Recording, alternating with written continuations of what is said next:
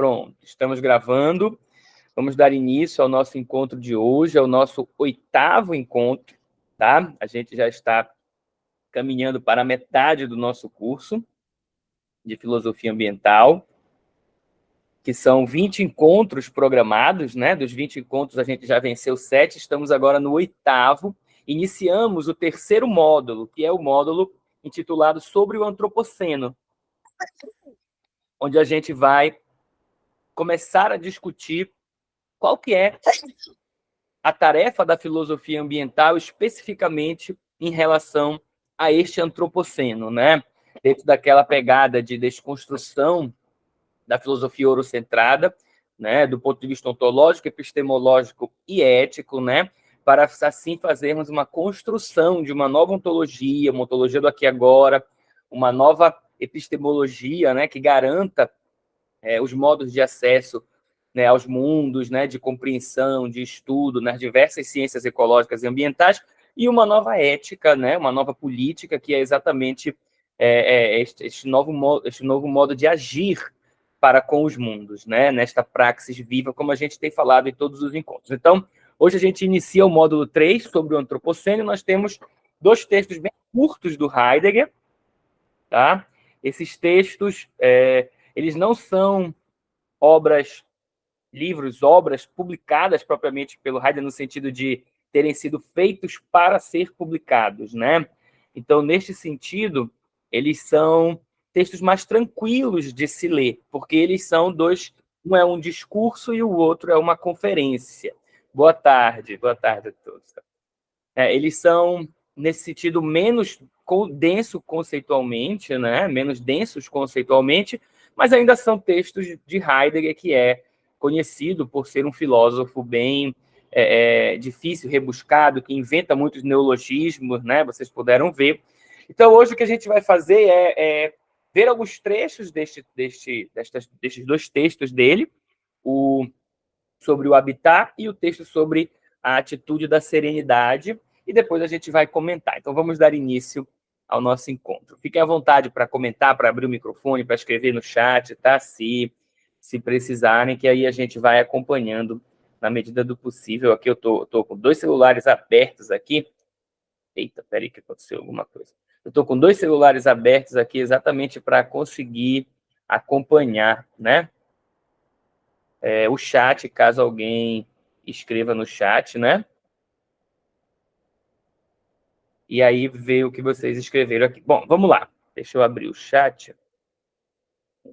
Que aí fica o chat aberto aqui no celular e eu consigo ler se alguém escreveu alguma coisa, tá? Então, o primeiro texto é o Construir, Habitar, Pensar, que é uma conferência de 1954. O segundo texto é uma fala do Heidegger, um discurso, né? E aí ele é bem menos até acadêmico, porque esse já não é tão acadêmico, ele é uma conferência em homenagem a um artista alemão, né? Mas o outro menos ainda, porque ele é um discurso celebrativo, né?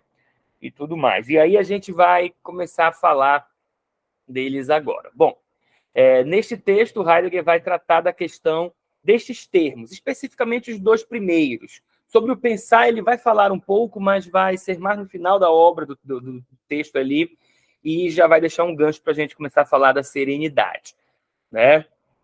Bom, as páginas que se seguem, ele inicia assim: são uma tentativa de pensar o que significa habitar e construir, tá? E aí ele diz que construir não vai ser pensado do ponto de vista da arquitetura, né? Das construções, das engenharias civil, essas coisas todas, né? Não é a construção arquitetônica que interessa para ele, mas a construção no sentido ontológico, né? A construção como aquele âmbito do existir humano, como um modo de ser do ser humano que constrói mundo, já deixando o gancho para o encontro do próximo encontro, onde a gente vai falar exatamente disso com a Hannah Arendt, né? Da construção de mundos. Vamos lá. O construir, a ideia é compreender esse construir para reconduzi-lo ao âmbito a que pertence aquilo que é, né? Ou seja, ao âmbito do ser. Aquilo que é o ser. E o Heidegger, para quem não tem leituras ou conhecimentos gerais do Heidegger, ele é um filósofo que está sempre preocupado com o ser e o sentido do ser, como ele coloca, né? Por isso ele é um filósofo nomeado por ele mesmo, né, de uma filosofia transcendental, né, no sentido de ser um filósofo que busca sempre o ontológico. E essa é uma crítica, e crítica válida, inclusive, para o Heidegger. Ele não é um filósofo da praxis, da realidade, da concretude. Ele é um filósofo do ontológico, né, daquilo que há de mais elevado, ou seja, o ser, o sentido do ser e os modos como este ser, seja lá o que isso for, tá? Aparece ou, no termo heideggeriano, acontece no mundo, né? Então, dando esse resumo geral da obra do Heidegger, para ele, nós, seres humanos, e vejam como isto é absolutamente antropocêntrico, tá? Para o Heidegger, nós, seres humanos, somos o ente privilegiado, porque é por meio de nós, seres humanos, que o ser acontece, tá? No mundo. Então, se os seres humanos deixarem de existir, o planeta vai continuar aí, a Terra, os animais, as coisas, enfim. Mas o acontecimento do ser não vai mais ser possível, porque para o Heidegger, o acontecimento do ser só é possível por meio disto que ele nomeia a clareira do ser, que somos nós, os seres humanos, este ente privilegiado. Então, isso é bem antropocêntrico, tá? E, para iniciar essa reflexão sobre o antropoceno, né, nada mais interessante do que começarmos pelo Heidegger, né, que, mesmo não falando de questões concretas, né, da realidade, da praxis, da política e assim por diante, ele molda, né, essa estrutura ontológica que permite seguir pensando antropocentricamente a filosofia. Tá? Quais são as duas perguntas que interessam para o Heidegger aqui? O que é habitar e em que medida pertence ao habitar um construir? Tá? No nosso último encontro, quando a gente leu a Ecologia Decolonial, do Malcolm Ferdinand, a gente viu uma crítica ao Heidegger lá. E eu disse, guardem esta crítica para daqui a algumas semanas, no nosso encontro, a gente, quando falar do Heidegger, a gente vai voltar a ela, né? Qual era a crítica do Malcolm Ferdinand? Era que esta compreensão ontológica do ser humano que o Heidegger apresenta aqui neste texto, sobre o habitar, por exemplo, ela não era suficiente para compreender o habitar colonial, né? Aí lembram, o que era habitar na colônia, né? O que era habitação? Era a casa, né, daquelas pessoas que foram da Europa, no caso dele, para o Caribe e construíram aquilo ali. Então, a habitação era o engenho, a casa, tá? Os habitantes eram os colonizadores, né?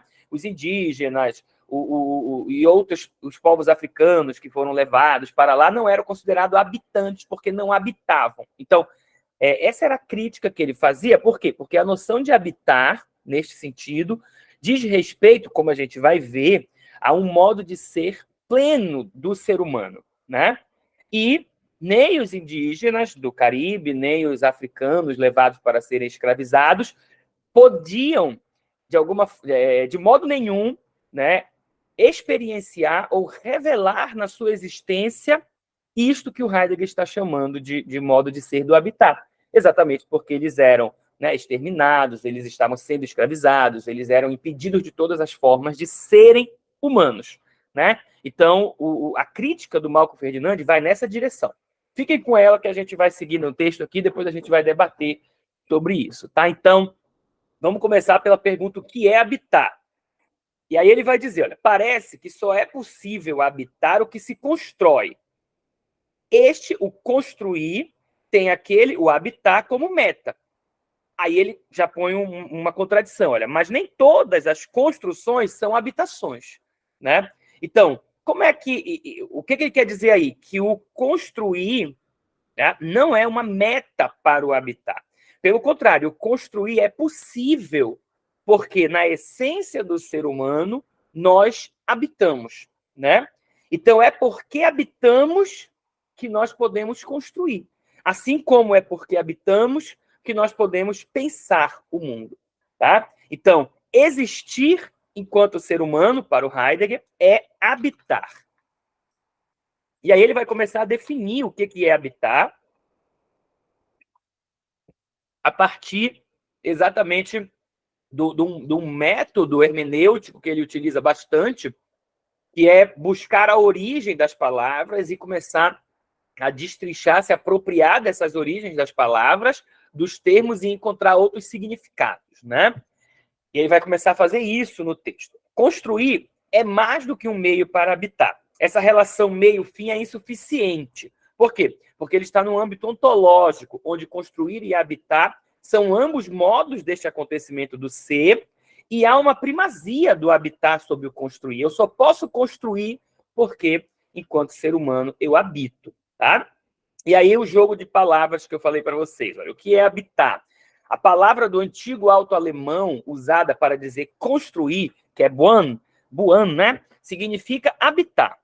Então, buan diz permanecer, morar, tá?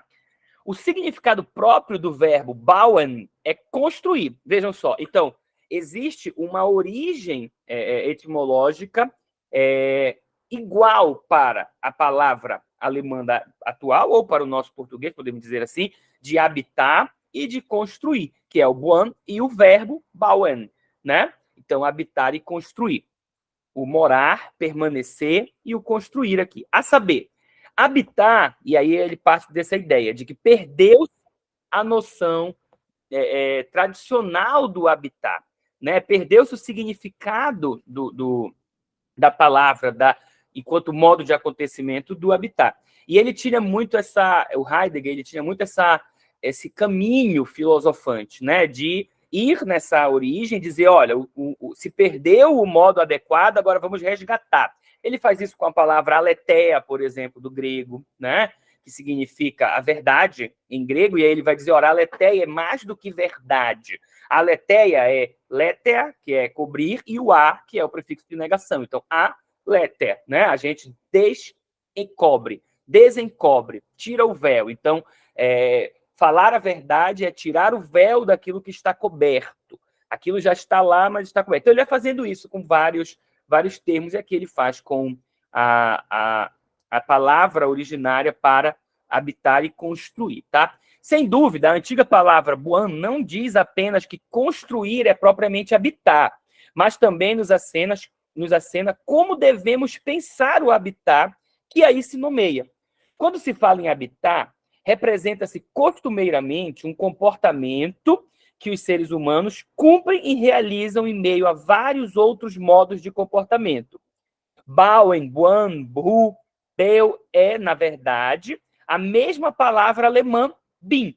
Vejam só que interessante como ele vai buscar essa origem. Bin é o verbo eu sou, né? É o verbo sou, ou o verbo, né, eu sou, a questão da primeira pessoa, né? O verbo conjugado na primeira pessoa. Então, eu sou nas conjugações it bin, du bist, né? Significa eu sou e tu és. Viram só? O que diz, então, eu sou? A antiga palavra bauen, para habitar, construir, né? A palavra construir, aqui pertence bin, que é sou, responde it bin, du bist, ou eu sou e tu és. Significa, eu habito, tu habitas. A maneira como tu és e eu sou, o modo segundo o qual somos homens ou humanos, né, sobre esta terra, é o buan, o habitar. Viram que interessante como ele volta para a origem desses termos e diz, olha, a mesma palavra que diz eu sou é a que a gente usa para dizer eu habito. Então, ser e habitar são a mesma coisa. Né? Por isso que existir na forma do ser humano é habitar. Consequentemente, poder construir. Tá? Deu para entender esse jogo que ele faz, mesmo que a gente não fale alemão, tá? Bom, ser humano diz. Aí ele vai só se repetir, tá? Mas eu botei para a gente fixar um pouco mais essa ideia, ó. Ser humano diz, ser como um mortal sobre esta terra. Aí ele vai começar a destrinchar os elementos do que ele vai chamar de quadratura, que é muito interessante este modo de enxergar o habitar e o construir e o pensar, tá? Ligado a essa quadratura. É como se ele estivesse interligando ontologicamente a nossa existência com o todo do cosmos. O que é a quadratura? A quadratura é aquilo que inclui a Terra, o céu, tá? Os mortais e o sagrado, né? Que ele nomeia de divindades, os divinos, aquilo que transcende, aquilo que é sagrado, tá? De algum modo. Então, isso é o que compõe a quadratura. Mas vamos aos poucos, tá? Então, ser humano significa ser como um mortal sobre esta terra. Habitar, diz habitar, né? A antiga palavra bauen, para construir, diz que o homem é a medida que habita. Então, o ser humano só existe, só acontece enquanto habita. Quando a gente morre, né, dentro da visão científica, tá? A gente deixa de habitar, né? Portanto, a gente não é mais, a gente foi, tá? Então, a morte é o fim desta vida, né, para Heidegger. Tanto que ele nomeia o ser humano de um ser para a morte. Na morte, a gente completa todas as nossas possibilidades de ser, tá? Dentro desta visão tradicional, tá? Heideggeriana, filosófica, científica, tá bom? Claro que existe a continuidade da morte, né? Para outras visões religiosas, espiritualistas, o desencantar, por exemplo, não morreu, ele encantou, desencantou, enfim, né? Os termos são múltiplos aí, mas no ponto de vista tradicional, científico, ele está partindo daí, tá? Por isso que para ele a morte encerra, né, a existência humana, tá? Bom, a palavra Bauen construir, porém, significa ao mesmo tempo, vejam só, aí ele começa a inserir outros significados na palavra Bauen, na palavra construir, tá? O que ela significa também? Significa proteger e cultivar, a saber, cultivar o campo, cultivar a vinha, por exemplo. Construir significa cuidar do crescimento que, por si mesmo, dá tempo aos seus frutos, tá? No sentido de proteger e cultivar, construir não é o mesmo que produzir, tá certo? E aí ele vai tirar duas visões de construir aí, a produção propriamente dita e a edificação, tá? O edificar. Não no sentido de levantar um prédio, tá? Um edifício, mas no sentido de fazer algo, né, que requer o tempo, a espera, a maturação, tá? Mas vamos lá. Em oposição ao cultivo, construir diz edificar. Vejam só. Ambos os modos de construir, o construir como cultivar, em latim, colere, cultura, olha só, e o construir como edificar construções, o aedificare, estão contidos no sentido próprio de Bauen, isto é, no habitar. No sentido de habitar, ou seja, no sentido de ser e estar sobre a terra. Construir permanece, para a experiência cotidiana do humano, aquilo que desde sempre é, como a linguagem diz de forma tão bela, habitual. Vejam só, aquilo que é habitual é aquilo que é comum ao cotidiano, à vida, à rotina, né? É aquilo que é o hábito, é aquilo que é possível apenas porque nós, em essência, habitamos. Viram só? Este habitar, por sua vez, é um construir, já me adiantando aqui para os nossos próximos encontros e porque interessa para nós em filosofia ambiental, tá? Habitar é construir. Nós construímos o mundo, né, no qual nós habitamos. E aí vejam, numa visão antropocêntrica, é apenas o ser humano que constrói o mundo. Mas numa visão ampliada, né, em uma ontologia do aqui e agora, em uma epistemologia que consegue compreender a subjetividade dos outros modos de existência, que não são os modos humanos, tá? Esta construção de mundo é conjunta. Nós construímos o mundo, assim como, né, as abelhas, os tatus, as árvores, os rios também constroem o mundo. Tá? Então, existe este jogo de construção possível, porque não é apenas nós que habitamos, mas todos os seres, né, da Terra e do cosmos habitam também, tá? Mas isso eu já estou adiantando. Vamos voltar agora para o Heidegger e ficar aqui com o que ele está falando, tá bom? Isso esclarece por que acontece um construir por detrás dos múltiplos modos de habitar, por detrás das atividades de cultivo e edificação, por detrás da produção e por detrás do construir como edificar o mundo, tá? Então, essas atividades acabam apropriando-se com exclusividade do termo construir e, com isso, da própria coisa nele designada. O sentido próprio de construir, então, por isso, né, o habitar, ele cai no esquecimento, e aí a gente acaba observando apenas a construção propriamente dita, e esquece o habitar por detrás dela. E aí, para explicar isso, né, da forma dele, da forma heideggeriana, ele vai usar o exemplo da ponte, que vocês puderam ler lá no texto, né?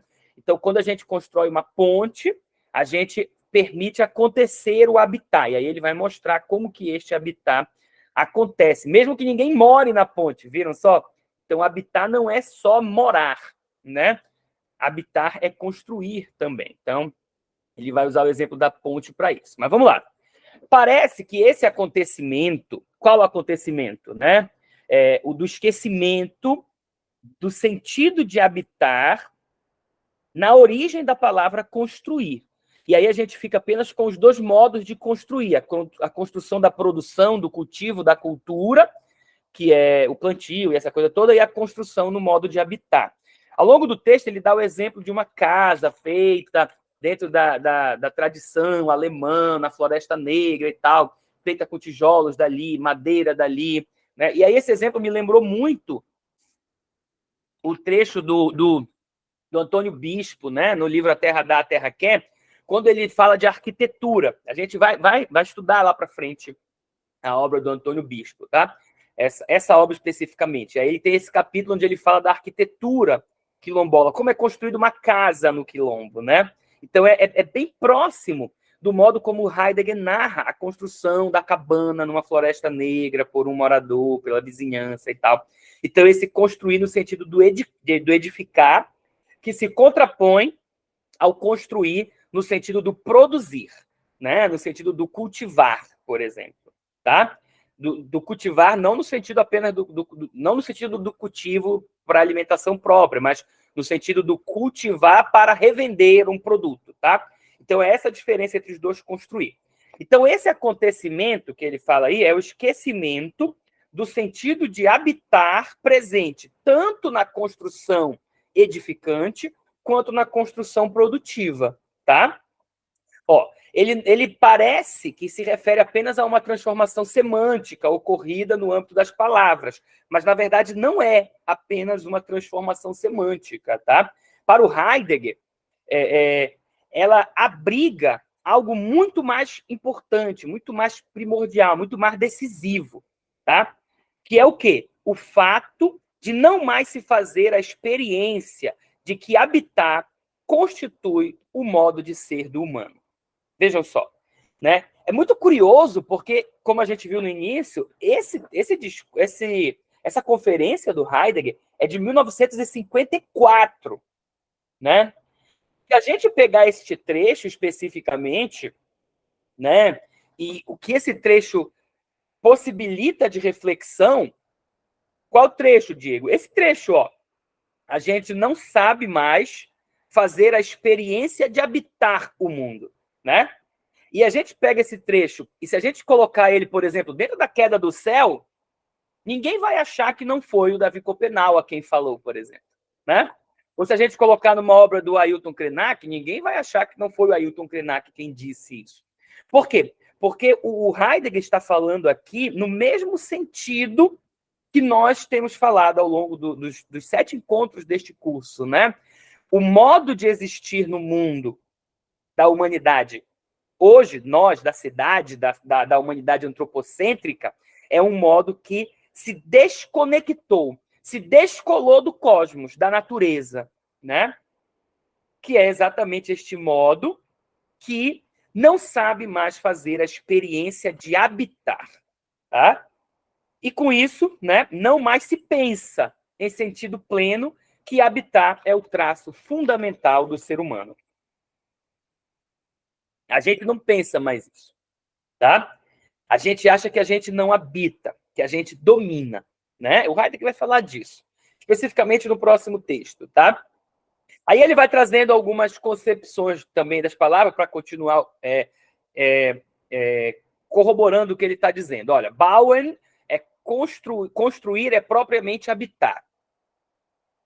Ornen, eu não sei pronunciar alemão, tá? Ornen, não sei pronunciar. Residir é o que significa residir, tá? Ou habitar é o modo como os mortais são e estão na Terra. No sentido de habitar, construir desdobra-se em duas acepções. Construir, entendido como cultivo, e o crescimento, que é a produção, aquilo que eu já falei, né? E o construir no sentido de edificar, né? E mantém uma estrutura conectada com a quadratura. O construir no sentido de produzir, de cultivar, ele se afasta um pouco desta conexão com o cosmos. Por quê? Porque ele se liga aos elementos mercadológicos, a produção de algo para venda, o lucro, né? De alguma forma. Mas ele também é habitar. É um modo, podemos dizer, decadente de habitar no mundo, mas ainda é um modo de habitar. Por quê? Porque a existência humana só existe como habitar. Olha, a Ju Almeida botou Wohnen, muito obrigado. Se pronuncia Wohnen, né? O residir, Wohnen, habitar. Obrigado, Ju. Tá? Que é bom a gente coisar. Né? E é legal também, quem tiver interesse em linguística, essas coisas todas, pode fazer um caminho parecido com esse do Heidegger, já dando ideia para os artigos, né, que a gente está pensando em produzir, e buscar palavras, né, nas línguas indígenas que permitam fazer esse tipo de construção também filosofante. Eu acho interessantíssimo isso, né? Bom, vamos lá. Decidir de modo apropriado o que o construir de construções é, em seu vigor de essência, não habitamos, é isso que esse é o objetivo, tá? Decidir o que o construir, né, significa em seu vigor de essência, em sua natureza ontológica. Não habitamos porque construímos, é o contrário. Construímos e chegamos a construir à medida que habitamos. Ou seja, à medida que somos como aqueles que habitam. Lembra o que eu disse há pouco para vocês? Nesta visão antropocêntrica heideggeriana, só o ser humano habita. E, consequentemente, só o ser humano constrói porque habita. Na nossa visão ampliada, né, não é só o humano que habita. Consequentemente, não é só o humano que pode construir mundos, tá? Aí ele vai fazer outras reflexões dos termos, né? Aí buscando no saxão, no gótico, enfim, ó. Aí ele vai dizer, ó, o antigo saxão, Won, né? Ou Won, não sei agora como pronunciar, já que falou que tem o Wonen, né? Talvez seja Won. O gótico, Union, né? Significam permanecer. Olha só que curioso. Demorar-se. O gótico, Union, diz, porém, com clareza ainda maior, como se dá a experiência deste permanecer, este permanecimento. Bunyan diz ser e estar apaziguado. Aí ele vai, olha como é louca a apropriação e a interpretação heideggeriana dos termos, e é belíssima, né?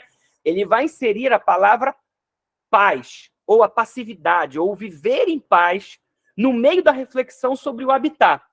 Percebem por que o Malcolm Ferdinand insere uma crítica bem dura quando ele vai falar do habitar colonial no Caribe, no texto que a gente viu no último encontro, né? Porque não é possível um habitar apaziguado numa colônia, né? Uma vez que a estrutura da colônia é a violência, o genocídio, a destruição, o desbravamento. Lembra? Destruir árvores e matar quem estiver pela frente, né? Então não é possível fazer essa experiência apaziguadora de um habitar no mundo, né? Que se interligue à quadratura, muito menos, né? Bom, vamos lá. Significa ser e estar apaziguado, ser e permanecer em paz. A palavra Fried, paz, significa o livre. Frei, Fri e Frei diz, preservado do dano e da ameaça. Quem é que está preservado do dano e da ameaça no habitar colonial, né? Nem o próprio... Vou pegar um negócio aqui para botar o copo, senão vai molhar a mesa. Nem o próprio colonizador está preservado do dano e da ameaça, pois a qualquer momento pode irromper uma revolta, né? Viram só? Então não é possível habitar na colônia neste sentido que o Heidegger está falando. Aí acho que a gente consegue entender a crítica feita pelo Malcolm Ferdinand, né? Bom, preservado do dano e da ameaça. Preservado de, ou seja, resguardado. E aí ele vai inserir a palavra liberdade agora no meio. Isso é mais engraçado ainda, né? Porque às vezes a gente fica pensando de onde de acho, né? O Heidegger tirou essa interpretação e inseriu essa palavra liberdade aí. Olha só. Libertar-se significa propriamente resguardar. Resguardar não é simplesmente não fazer nada com aquilo que se resguarda. Resguardar é, em sentido próprio, algo positivo. E acontece quando deixamos alguma coisa entregue de antemão ao seu vigor de essência. Quando devolvemos de maneira própria alguma coisa ao abrigo de sua essência. Seguindo a correspondência com a palavra libertar, freiem, libertar para a paz de um abrigo. Né? Então, habitar, que possibilita construir, são um permanecer pacífico, né? E livre, no sentido de libertar para a paz de um abrigo. Tá? É belíssimo isso, né? Mas, na prática, como se faz isso na sociedade ocidental? Não se faz, né? Não se faz isso em lugar nenhum do mundo? Se faz, né? Este modo de existência, ele existe, mas ele não existe dentro do neoliberalismo, dentro do capitalismo, dentro das colônias, dentro do modo de vida europeu, né? Ele existe no modo de vida indígena, no modo de, enfim, né? Nos modos de relação com o mundo, aonde o descolar-se do cosmos e da natureza não foi realizado, né? Aonde o humano é parte do todo, né? E assim ele pode estar sempre na paz de um abrigo. Mas o Heidegger não fala disso, tá? Por quê? Porque ele é um filósofo antropocêntrico, tá bom? Para ele, a tarefa da filosofia e da humanidade é conduzir todos para esta visão, sem reconhecer que isso já existe, né? Viram só? É um filósofo bem problemático, tá?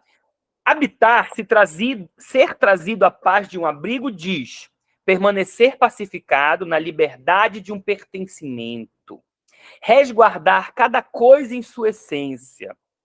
O traço fundamental do habitar é esse resguardo. O resguardo perpassa o habitar em toda a sua amplitude.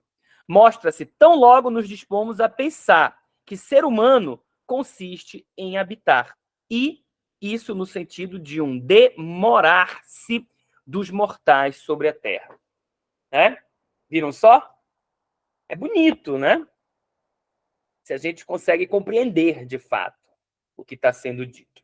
Mas o Heidegger ele não está absolutamente alheio, tá? Às críticas ao que ele está dizendo, né? Inclusive, o texto ele traz isso literalmente, né? O cuidado que a gente tem que ter com o modo de vida, ou com o modo de existência, de ser no mundo, do construir enquanto produzir, que está ligado com a técnica. Por isso a gente vai ler também o texto Serenidade, tá? Vamos lá. Sobre essa terra, o que significa isso? Demorar-se dos mortais sobre essa terra. Aí ele vai começar a falar da quadratura. Ó. Sobre essa terra já diz também sobre o céu. Ambos se supõem conjuntamente. Permanecer também diante dos deuses, e isso em pertencendo à comunidade dos humanos. Então, aqui eu tenho a quadratura. A terra, o solo, né? E aí, se quiserem, a natureza, os rios, as árvores, a montanha, isso que eu toco, que eu piso, que eu sinto, tá? Aquilo que está no céu, para além, as estrelas que mostram os caminhos, os astros, enfim, tudo mais, né? Neste âmbito material, tá? E no âmbito social, a relação com a comunidade, tá certo? E a relação com aquilo que é sagrado, que também está no âmbito social, das relações sociais. Então, a quadratura é composta destes elementos físicos e destes elementos sociais, tá? A terra, o céu, os mortais e os sagrados, os divinos, tá bom? Os quatro, terra e céu, os divinos e os mortais, pertencem um ao outro numa unidade originária. Olha só, tá? Tudo é cosmos, tudo é natureza. É como se ele estivesse dizendo, junto com Ailton Krenak, junto com Antônio Bispo, junto com toda essa galera que a gente tem estudado aqui, dentro da nossa visão de filosofia ambiental, né? E aí ele vai começar a falar dessa unidade, né? Dessa simplicidade dos quatro, que ele nomeia de quadratura. Chamamos de quadratura esta simplicidade. Em habitando, percebam, é sempre um acontecer, porque o habitar ele está ligado com o existir humano. Então, em habitando, os mortais são na quadratura. O traço fundamental do habitar é, porém, resguardar. Os mortais habitam resguardando a quadratura em sua essência. De maneira correspondente, o resguardo inerente ao habitat tem quatro faces. Eu preciso resguardar, né? Ou seja, manter pacificamente ao abrigo tanto os mortais nas relações com a comunidade, quanto o sagrado, quanto a terra, quanto o céu. Tá? Então, é basicamente um resguardo de toda a quadratura. Os mortais habitam à medida que salvam a terra. Olha só. Aí essa frase parece absolutamente antropocêntrica, né? Mas aí ele dá uma... Para ser menos, né, etnocêntrica, inclusive, também, né? Ele tenta dar uma justificada. Ele diz, ora, a gente compreende salvar no antigo sentido ainda utilizado por Lessing, tá? Salvar não diz apenas erradicar um perigo. Significa, na verdade, deixar alguma coisa livre em seu próprio vigor de essência. Então, se a gente pensar nas questões ecológicas, por exemplo, nas crises ambientais, enfim, tudo mais, salvar não é apenas evitar o perigo ou impedir o perigo ou enfrentar uma catástrofe, mas é deixar que a natureza seja o que ela é, sem interferir demasiadamente nela ou sem interferir de modo algum nela. Né? Seria basicamente essa reflexão que a gente tira daqui. Tá? Deixar alguma coisa livre para o seu próprio vigor, para a sua própria vigência existencial no mundo. Tá? É isso que a gente tem aí na palavra vigor. É vigência, é acontecer. Tá? Salvar a Terra é mais do que explorá-la. Não estava conseguindo falar. É mais do que que bug, não consigo falar explorá-la. Aí quando eu vou ler, eu leio expro. Salvar a Terra é mais do que explorá-la ou esgotá-la. Salvar a Terra não é assenhorar-se da Terra e nem tampouco submeter-se à Terra. Vejam, não é nem tornar-se senhor, nem tornar-se submisso a ela. É encontrar o meio termo, esta relação. Por quê? Porque para o Heidegger, o humano ainda é a clareira do ser, o ente privilegiado. Isso eu já falei no início, né? Para vocês. Então, ele também não admite essa ideia de submeter-se à natureza, tá? De ser parte da natureza, como o Ailton Krenak nos diz, ser parte da dança cósmica, né?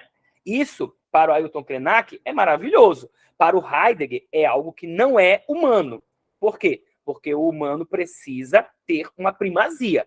Por isso, ele permanece dentro da filosofia antropocêntrica, tá? Eurocentrada. Bom, o que constitui um passo quase imediato para a exploração ilimitada? O quê? Este salvar no sentido de dominar, de assenhorar-se, tá? E é o que nós temos hoje, em absoluto. Em 1954, ele estava dizendo isso, e isso só foi escalonando cada vez mais, né? As coisas. E aí ele vai começar a falar da relação com as coisas, que já deixa o gancho para a gente falar da serenidade, tá? Afinal, a serenidade é uma atitude diante das coisas, tá bom? Salvando a terra, acolhendo o céu, aguardando os deuses, conduzindo os mortais. Essa é a quadratura. Esse é o habitar, né, que responde à quadratura, que de alguma forma preenche essa essência da quadratura. Ó, salvando a terra, acolhendo o céu, aguardando os deuses, conduzindo os mortais.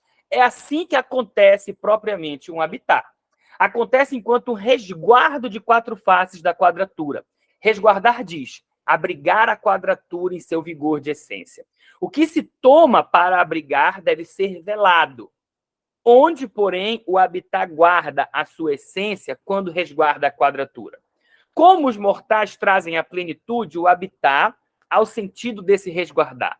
Os mortais jamais o conseguiriam se habitar fosse tão somente uma demora sobre a terra, sobre o céu, diante dos deuses e com os mortais. Habitar é bem mais um demorar-se junto às coisas, tá? Então, não é um demorar-se sobre a terra, sobre o céu, guardando os deuses e conduzindo os mortais. Ele é junto a estas coisas que existem, né, independente de nós. Percebo que é a partir daqui, desses pontos, que o chamado realismo especulativo vai começar a produzir um conhecimento sem o humano. Eles começam a entender como é a essência, a natureza e a relação das coisas do mundo entre si, sem o ser humano interferindo nessa percepção. A gente vai ter uma leitura lá para frente sobre uma obra do realismo especulativo, tá? E isso é interessante para nós, em filosofia ambiental, exatamente para a gente tentar pensar o mundo exatamente sem o humano. Olha, a Koala escreveu aí, ó, salvar-se como forma de organização política e gestora, né? Interessante. Isso, né? Esse seria um salvar-se também nessa visão, né? De ação propriamente dita, né? Incluindo essa sobrevivência, né? Diante das calamidades, né? Que é necessário exatamente porque uma estrutura tecnológica nos pôs, né? Num modo de ser, né? Perigoso, aonde a natureza agora traz ameaças para nós, os incêndios, as enchentes, né? Enfim. E aí é preciso agora uma geopolítica, uma gestão política, né? Se esse modo de construir produtivo não tivesse escalonado, se a técnica não tivesse escalonado tanto, a gente talvez pudesse apenas viver, né? Como na dança cósmica, em meio ao processo, em meio à natureza, enfim, né? Mas isso é interessante, essa reflexão. Vamos lá. Salvando até resguardar, abrigar a quadratura o seu vigor de essência. Aí ele faz as perguntas, né? Como que é possível os mortais, né, fazerem isso? Aí ele vai dizer que tem que ser junto às coisas, tá? Enquanto resguardo, o final aqui, o habitat preserva a quadratura naquilo junto ao que os mortais se demoram, ou seja, nas coisas. E aí ele vai trazer o exemplo da ponte, tá? Nesse momento do texto. Olha, a demora junto às coisas é o único modo em que a demora própria da simplicidade dos quatro alcança na quadratura uma plenitude consistente. O que é isso? Do que ele está falando, né? Parece uma doidice, né? Ele vai dizer que é somente estando junto às coisas, seja ela uma ponte construída, né? Seja ela uma árvore que nasceu ali sem a necessidade de uma ação humana propriamente dita, mas que ao ser percebida pelo humano, passa a integrar a construção de mundo daquele humano, por exemplo. É somente junto a essas coisas que eu consigo, né, preservar a quadratura, né? Lembram, quando vocês leram, tudo o que acontece com uma ponte, né? Ele diz, olha, a ponte não é só um concreto, pedra, né, e tudo mais. Ela delimita as duas margens, ela une as duas margens, ela amplia o lugar, o espaço, ela permite a passagem, ela, né? Então, os navios que passam embaixo, o rio que continua ali, o céu que tem a sua luz, né, faz uma sombra na água. Então, ele vai narrando toda a quadratura se relacionando com a coisa, tá? E é somente junto às coisas que a gente pode habitar de forma plena, tá? No habitar, a quadratura se resguarda, à medida que leva para as coisas o seu próprio vigor de essência, a sua própria vigência, né? As coisas elas mesmas, porém, abrigam a quadratura apenas quando deixadas como coisas em sua própria vigência, né?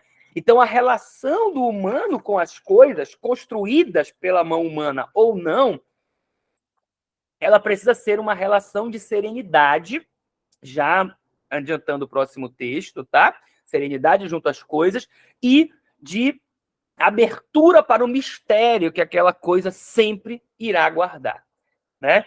Então, é nessa atitude que eu vou ter o resguardo dessa quadratura, na vigência da coisa tal qual ela é, né?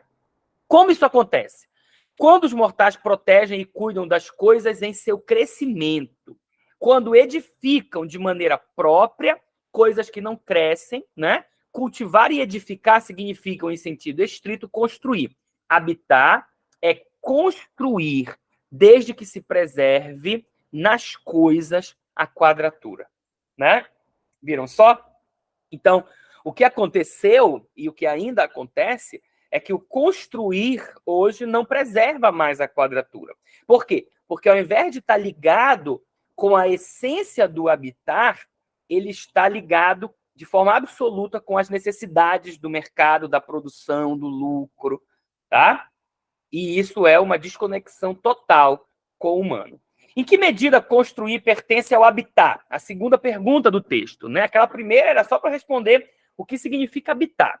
Agora, em que medida construir pertence ao habitar? Tá? E aí ele vai dizer, ele vai trazer a palavra thing, né? Eu falei em inglês, em inglês se pronuncia thing também, né? Coisa. E alemão, eu não sei se a pronúncia é essa igual, mas é thing, a coisa, tá? Reunião integradora é o que diz uma antiga palavra alemã, que é a palavra para coisa. Então, coisa é uma reunião integradora. Reunião integradora do quê? Da quadratura, para o Heidegger, né? A coisa, ela reúne terra, céu, divino e mortal, tá? E aí o exemplo da ponte, né, que reúne todas essas coisas. Como essa coisa, ela reúne integrando a quadratura, tá? E aí vejam, a coisa não é só a coisa edificada pelo humano, tá? Mas também a coisa que já está lá, independente do humano, como a montanha, o rio, a árvore, mas que na hora em que é percebida pelo humano, integra o mundo humano, né? E aí, mundo aqui entendido como essa percepção, essa semiologia construída, né? Este complexo de sentidos e significados do que eu vejo, percebo, né? E compreendo no mundo. Daí, mundo ser parte apenas para Heidegger do humano.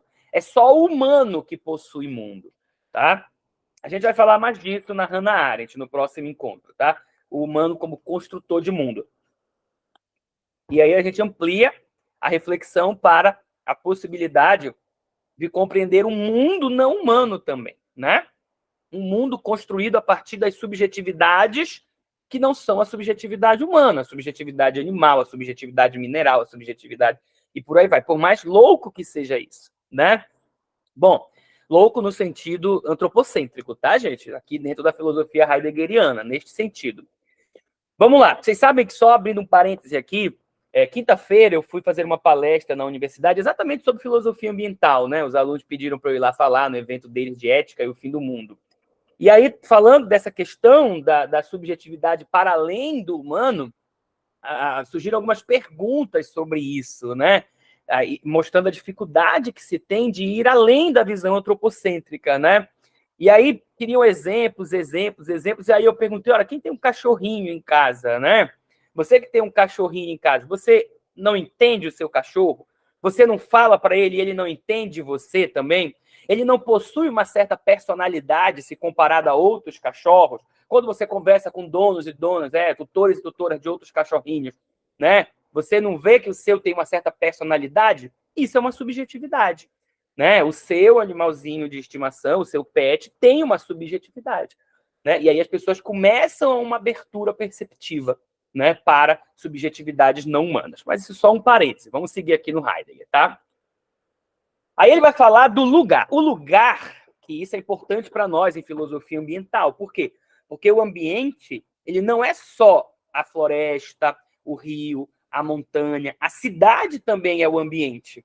Né? E a filosofia ambiental também precisa pensar a cidade. Até porque, se nós queremos desconstruir este modo urbano de existência e construir um outro modo urbano também, porque somos pessoas que moram na cidade, né? Pelo menos a maioria de nós.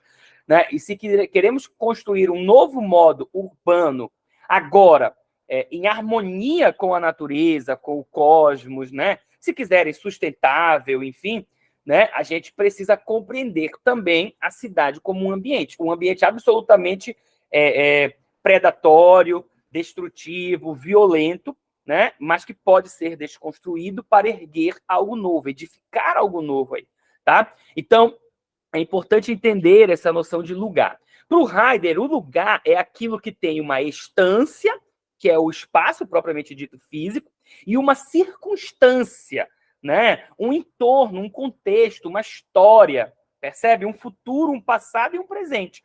E aí, novamente, com o exemplo da ponte, olha, a ponte é uma coisa. A ponte reúne integrando a quadratura, mas reúne integrando no modo de propiciar a quadratura, instância e circunstância.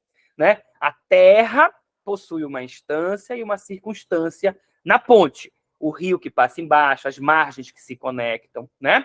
O céu possui instância também e circunstância na ponte. As estrelas que são avistadas da ponte, a sombra da luz do sol que é feita no rio, que passa embaixo da ponte, que uma hora está de um lado, depois está embaixo da ponte, depois a sombra vai para o outro lado, então essa relação. Assim como também o sagrado daquela ponte, os mortais que passam, que levam os carros. Então, a ponte, enquanto coisa, propicia a esta quadratura, a este resguardo da simplicidade das quatro coisas, né, o lugar e o contexto, a história, a tradição, a instância e a circunstância.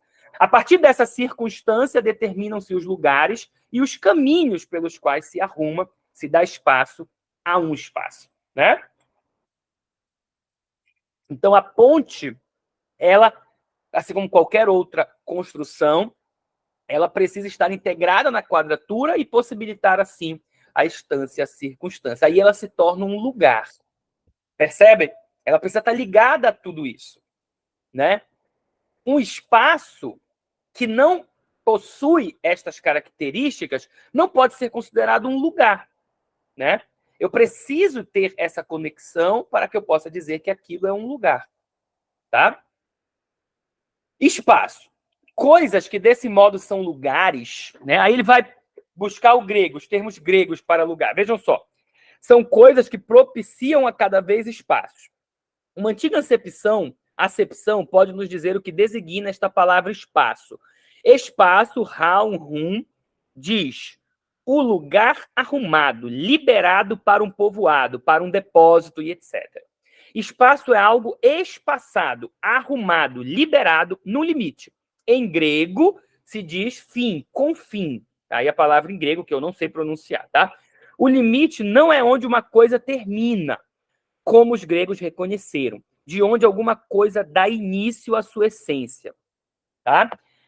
Não é onde termina, mas é exatamente aonde eu reconheço a essência daquela coisa, o confim, as fronteiras. Né? É por isso que a palavra grega, ele vai dizer, né, para definição, para conceito, é esta daí também, em grego, que eu não vou saber pronunciar, que significa definição. Né? Definir os limites. Um conceito é o que demarca, né, a compreensão daquele algo. Conceito de cadeira, de cavalo, de árvore, de vida, delimita, demarca. Tá? Espaço é essencialmente o fruto de uma arrumação, de um espaçamento. O que foi deixado em seu limite. O espaçado é o que a cada vez se propicia e com isso se articula, ou seja, o que se reúne de forma integradora através de um lugar. Ou seja, de novo, através de uma coisa do tipo da ponte, por exemplo. Por isso, os espaços recebem a sua essência dos lugares e não do espaço no sentido geométrico, tá? Por exemplo. Então, é o lugar quem define o espaço, não o espaço que define o lugar. Porque uma árvore, por exemplo, pode ser tanto uma árvore de fruta na floresta, como pode ser um santuário sagrado para uma oração, como pode ser um lugar de abrigo para o sol, como pode ser um lugar para atar uma rede, percebe? Então, é a relação que se faz com a quadratura, com a instância e com a circunstância que definem o que é aquele lugar, aquele espaço. Tá? Como o lugar se relaciona com o espaço e qual é a relação entre o humano e o espaço? Aí ele vai tentar responder isso agora. Olha, espaço é mais do que um termo matematizável, é mais do que um X medível geometricamente, tá? Os espaços que percorremos diariamente são arrumados pelos lugares, cuja essência se fundamenta nesse tipo de coisa que chamamos de coisas construídas. Considerando-se com atenção as relações entre o lugar e os espaços, entre os espaços e o espaço, poderemos adquirir uma base para pensar a relação entre o homem, entre o humano e o espaço. Tá? Isso é importante para nós em filosofia ambiental, pensar o modo como nós nos relacionamos com os espaços e com os lugares que surgem aí nestas relações, tá?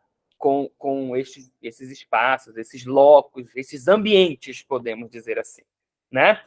Esses ambientes que deveriam resguardar a quadratura, que deveriam possibilitar o habitar propriamente dito, tá? E que não o fazem, de fato, por causa de uma estrutura econômica, mercadológica, produtiva, né? Onde a paz, por exemplo, o estar pacificamente resguardado não é possível, né? Hoje em dia, chegamos num nível de violência urbana, por exemplo, onde nem nas nossas próprias casas nós nos sentimos resguardados pacificamente. Vejam só, né? A gente só se sente se a gente faz um monte de proteção. Na minha casa, por exemplo, tem muros altos, cerca elétrica, câmeras de vigilância, várias grades, cadeados nos portões, olha só, para que eu possa, de alguma forma, ter uma sensação de resguardo, de passividade, né? E habitar assim, tá? O espaço nem é um objeto exterior e nem uma vivência interior. Olha que interessante, ele não é um objeto fora e ele também não é algo que só existe dentro de mim. Não existem humanos e, além deles, o espaço. E essa visão heideggeriana é muito interessante, porque ela ela é a mesma que ele utiliza para falar do tempo, né? Não existe o tempo fora do humano. O tempo só existe porque o humano temporaliza o mundo na sua existência. Assim também o espaço, tá? O espaço só existe porque o humano espacializa o mundo, tá certo? Lembra? O Heidegger, filósofo antropocêntrico, eurocentrado, tradicional. Então, o humano como ente privilegiado, tá? É sempre importante lembrar isso.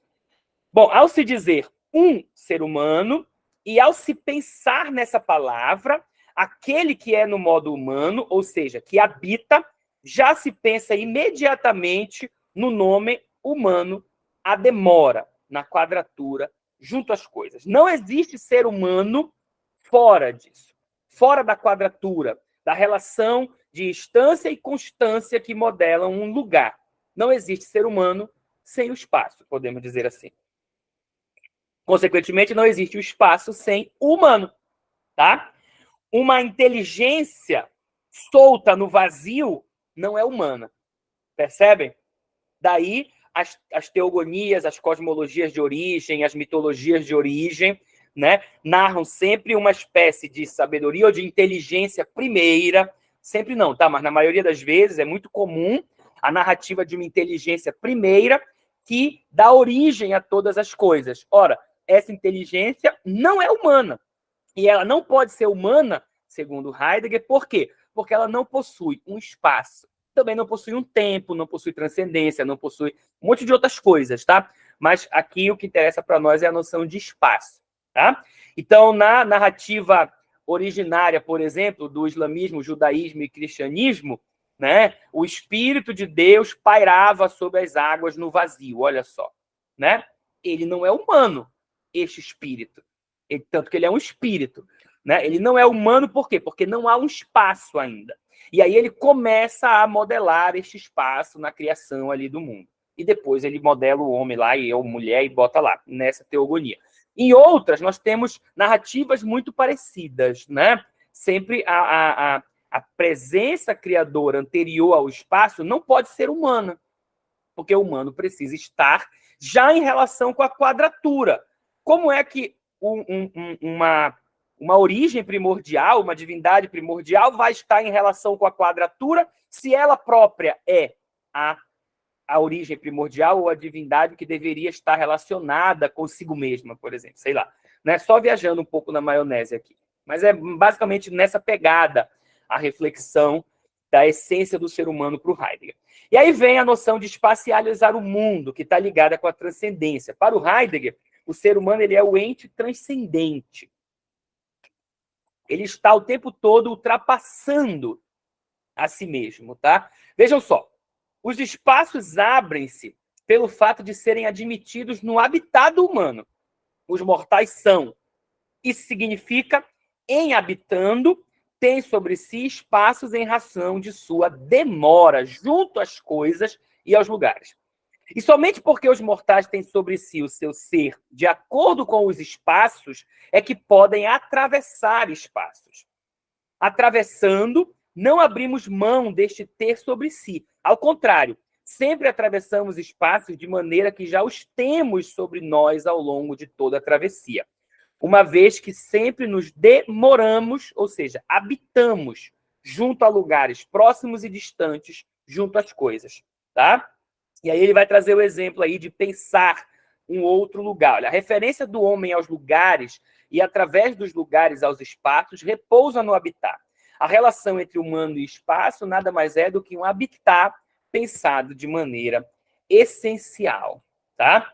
O lugar acolhe numa circunstância, no contexto, na tradição, na história, a simplicidade de terra e céu, dos divinos e dos mortais, à medida que edifica em espaços a circunstância. É num duplo sentido que o lugar dá espaço à quadratura. O lugar deixa ser a quadratura e o lugar edifica a quadratura. Ora, o deixar ser é a instância, é o ser, o locus físico. E o edificar a quadratura é inserir nessa instância a circunstância, que seria o quê? Toda a relação complexa das semiotizações, ou seja, dos sentidos, dos significados, da memória, da palavra, né? De tudo que compõe aquele lugar. Dar espaço no sentido de deixar ser e dar espaço no sentido de edificar se pertencem mutuamente. Enquanto um duplo dar espaço, o lugar é um abrigo da quadratura. E, como ainda diz a mesma palavra, Ruiz, Haus, uma moradia, uma morada. Por isso nós, vejam, para o Heidegger, seres humanos, somos a morada do ser, né? Porque enquanto clareira do ser, olha só, o lugar, né? Instância e circunstância para o acontecimento do ser, nós damos abrigo ao ser. Porque habitamos, por meio de nós, o ser pode acontecer no mundo. Por meio da nossa ação, da nossa percepção, da nossa memória, do nosso dizer, do nosso agir, tá? E por aí vai. De novo, o humano aí como ente privilegiado, tá? Bom, coisas semelhantes a esses lugares dão moradia à demora dos homens, tá? Dos humanos. Produzir tais coisas é construir. Sua essência consiste em corresponder à espécie dessas coisas. As coisas são lugares que propiciam espaços. Construir é edificar lugares. Por isso, construir é um fundar e articular espaços. Habitar é criar mundo, porque habitar é construir os lugares, os espaços deste mundo. As instâncias e as circunstâncias que vão abrigar a quadratura e resguardar a quadratura, tá? Com a articulação de seus espaços, o espaço emerge necessariamente como spatium e como extensio, né? Como espaço, lugar e como extensão mesmo de território. O físico e o simbólico de um lugar se apresentam exatamente nesta articulação do humano habitando, tá? Na conjuntura dotada do caráter de coisa construída. E aí, ó, diz, construir significa edificar lugares que propiciam instância e circunstância a quadratura. Eu sei que não são termos muito comuns, tá? São palavras esquisitas, instância, circunstância, quadratura, né? Mas o importante é que vocês consigam, que a gente consiga, né, por detrás dessas nomenclaturas, entender a que fenômeno o Heidegger está se referindo. E qual é o fenômeno que ele está se referindo? É o fenômeno da criação de mundos, né? No existir humano, nós criamos os mundos nos quais existimos. Esta criação de mundo, ela perpassa criação de significados, de sentidos, de modos de ser, de memória, de história, de percepções, tá? E aí ele dá esses nomes aí, instância, circunstância, quadratura, essa relação, né, com o material, como eu disse, o solo, o céu, né, e com o simbólico, os divinos e os demais mortais, o social, né, nesse sentido assim. Tá? Então é esse fenômeno que interessa para o Heidegger. Como ele não está falando deste fenômeno de um ponto de vista concreto, de um ponto de vista da realidade concreta, da atividade humana concreta, da praxis, concreta, tá? Ele está falando do âmbito ontológico, aí parece que está distante do que a gente está querendo falar. Mas para nós, em filosofia ambiental, interessa exatamente este fenômeno de construção de mundos, que, para um pensamento antropocêntrico, é exclusividade do ser humano. Numa visão ampliada, deixa de ser exclusividade do humano e passa a ser algo que faz parte da existência viva, né? De tudo que é vida, tá bom? Bom, mesmo que nós não consigamos acessar os modos de subjetividade, por exemplo, de forma plena, do rio, da montanha, dos pássaros, das abelhas, dos insetos, das formigas, tá? E por aí vai. Né? Por quê? Porque nós temos o nosso modo, que é o modo humano. E aí a gente precisa de ferramentas, instrumentos, né? Inclusive que ultrapassam a ciência, né? Ou mesmo dentro da ciência, para tentar alcançar essas outras formas de criação de mundo. Esse é o fenômeno que importa aqui, tá? A criação do mundo. Ou de mundos. As coisas construídas preservam a quadratura. São coisas que, a seu modo, resguardam a quadratura. Resguardar a quadratura significa o quê? Salvar a terra, acolher o céu, salvar no sentido de deixar ser, tá? Pacificamente a terra, tá? Não de evitar, impedir, lutar contra o perigo. Então, preservar a quadratura significa resguardar a quadratura significa salvar a terra, acolher o céu, aguardar os divinos, acompanhar os mortais. Esse resguardo de quatro faces é a essência simples do habitat. As coisas construídas com autenticidade marcam a essência, dando moradia a essa essência. E aí surge a pergunta, o que é esse construir com autenticidade? Né? Porque ele usou essa palavra aí, olha, as coisas construídas com autenticidade. O que é, então, construir com autenticidade? E ele mesmo responde, um construir assim caracterizado é um deixar habitar privilegiado. Vejam que ele não disse que construir as coisas com autenticidade é um habitar privilegiado, né? Ele diz, é um deixar habitar. Tem um outro verbo antes do habitar aí, uma ação anterior, que, de um lado, remete-nos à primazia do ser humano para ele como ente privilegiado, abertura do ser, guardião da clareira, enfim, tá? O lugar do abrigo do ser, né? Que aí vai deixar com que o habitar aconteça, e, por outro lado, o elemento da responsabilidade da ação humana, né? Nesta possibilidade de sair de cena, podemos dizer assim, e deixar o mundo, que é o ponto de vista que importa para nós na filosofia ambiental. Né? Mais do que a primazia do humano, esta possibilidade do humano deixar com que o mundo aconteça, ou os mundos aconteçam, né? Sair de cena e parar de interferir tanto. E interferir no sentido de bagunçar, tá? De destruir, de predar. Tá bom? E aí, para finalizar esse texto e a gente entrar no Serenidade, vem aí, ó, ser como projeto. Lá na primeira aula que a gente teve, o primeiro encontro, a gente falou que a filosofia ambiental se preocupa não com a elaboração de prognósticos, nem com a construção de profecias, mas sim com a construção ontológica, epistemológica e ética de um projeto de existência. Tá? Então, o termo projeto é usado aqui no sentido heideggeriano. Construir é mais que técnica, mais que utilização de máquinas e aparatos. Construir é ser como um projeto, é projetar-se para além, que inclui, por sua vez, a profecia, se ela estiver presente, e o prognóstico, se ele também estiver presente. Mas o projeto é maior que prognósticos e profecias, tá? Produzir é conduzir para diante de, é produzir. O construir conduz, de fato, a quadratura para uma coisa. No caso, a ponte, que é o exemplo que ele usou no texto inteiro. E conduz a coisa colocando-a diante do que já está vigorando. Vejam só. Então, essa criação de mundo, ela não é uma criação que o humano realiza, né, no seu existir, não é uma criação divina, no sentido de que do nada eu crio algo, né? Mas a criação de mundo dos humanos, mesmo que sejam entes privilegiados por Heidegger, ela não é uma criação como eu disse, do nada. Ela é uma criação que conduz a quadratura para aquilo que já está na sua vigência, vigorando. Porque o mundo, né, no sentido de coisas, terra, planeta, né, natureza, cosmo, já está aí, né?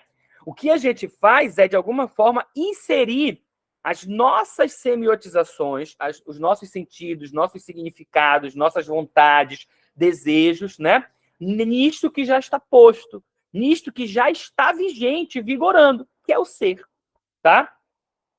Somente agora, através desse lugar, recebe um espaço. Aí sim, aí passa a ter um espaço. É bem parecido com aquela noção que a gente viu no Leonardo Boff, né, de que o universo, o cosmo, antes do humano, era cego e agora ele passa a enxergar, tá?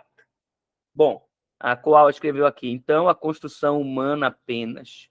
Né? Para o Heidegger, a construção ela é humana, para o Heidegger. É que foi antes de tu entrar, Koala, que eu fiz essa diferenciação.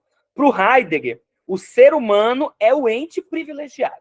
Por isso ele é um filósofo tradicional, por isso ele faz parte do antropoceno. Tá?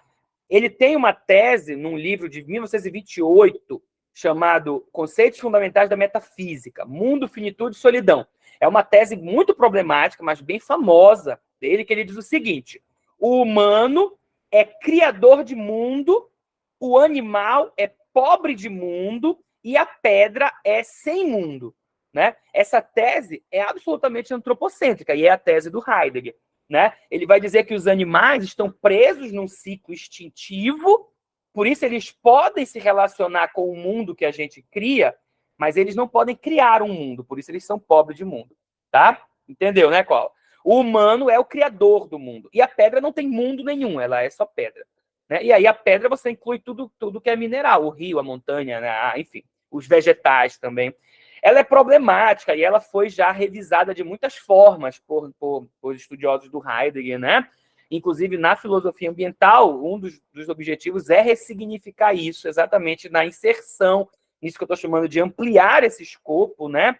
E compreender que não é apenas o humano que cria mundo, né? Um rio que corre e que, ao ser poluído pelo humano, como o Ailton Krenak nos narra, né, passa a correr por baixo da terra, né, também está criando um mundo. Ele fugiu do humano, na visão, né, do Ailton Krenak. Então, ele também está criando o mundo dele. A abelha, quando constrói a sua colmeia, né, o formigueiro da formiga, tudo isso faz parte de uma construção de mundo também. Mas não é a tese do Heidegger. Tá? A tese do Heidegger ela é antropocêntrica. A essência de construir é deixar habitar. E aí ele vai começar a falar desse deixar habitar. Ó. A plenitude de essência é o edificar lugares mediante a articulação dos seus espaços. Somente em sendo capazes de habitar é que podemos construir, de fato. Tá? E aí ele vai começar a falar do pensar. Pensar, que eu disse que ele falava pouquíssimo, e só no final do texto do pensar. Apesar de estar lá no nome, no título da conferência, né? A pensar, construir e habitar, ele só fala no finalzinho. Construir e pensar são, cada um a seu modo, indispensáveis para o habitar. Ambos são, no entanto, insuficientes para o habitar se cada um se mantiver isolado, cuidando do que é seu, ao invés de escutar um ao outro, o construir e o pensar. Tá? Essa escuta só acontece se ambos, construir e pensar, pertencem ao habitar. Permanecem em seus limites e sabem que tanto um como o outro provém da obra, de uma longa experiência e de um exercício incessante.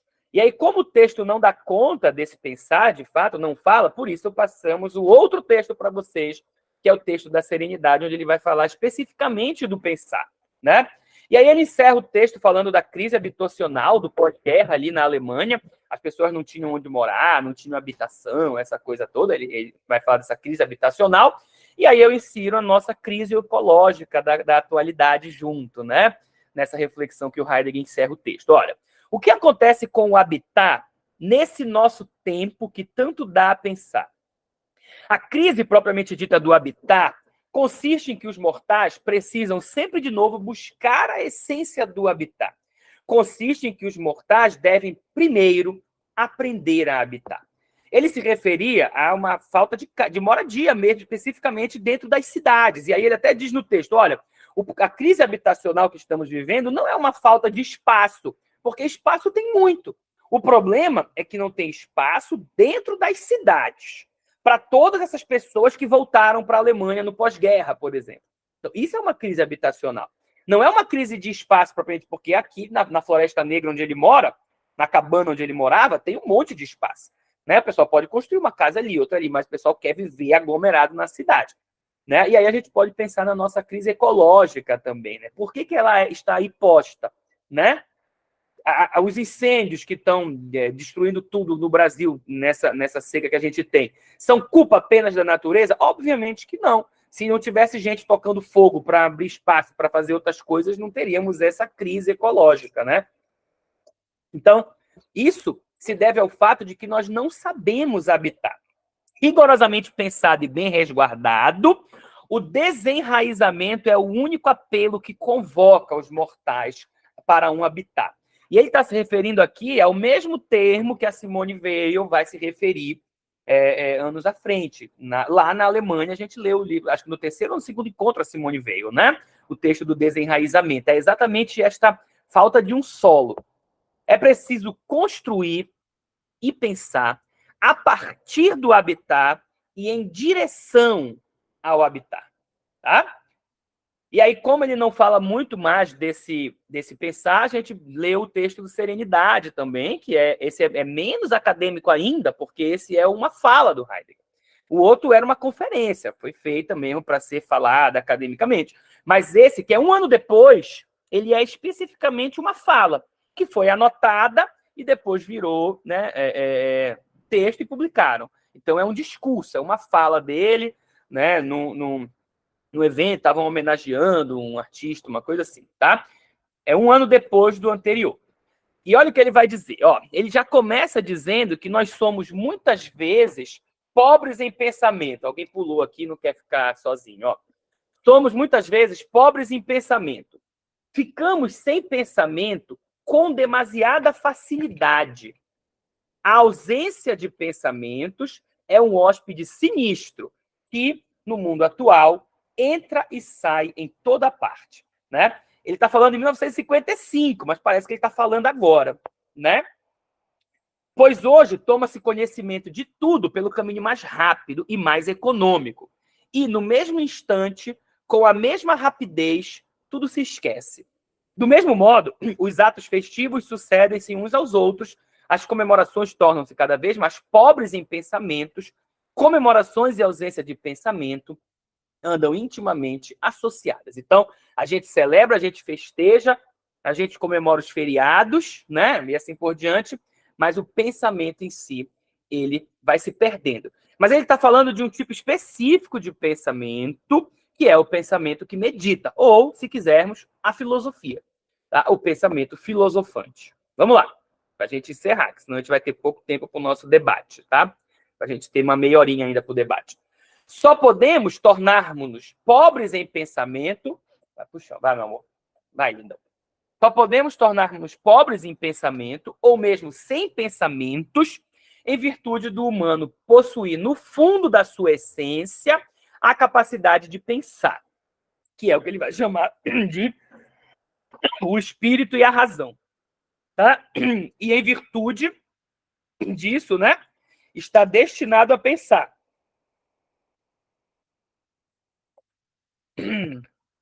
Vejam, para o Heidegger, espírito e razão são isso que possibilita a capacidade humana de pensar, tá? O pensamento racional. O humano como animal racional. Antropocentrismo, né? O período antropocêntrico e tudo mais, tá? E aí existe sempre uma negação desta fuga do pensamento.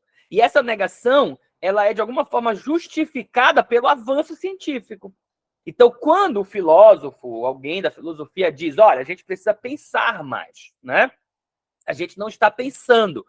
Aí, aqueles que fogem da filosofia do pensamento dizem, mas veja o quanto nós avançamos cientificamente.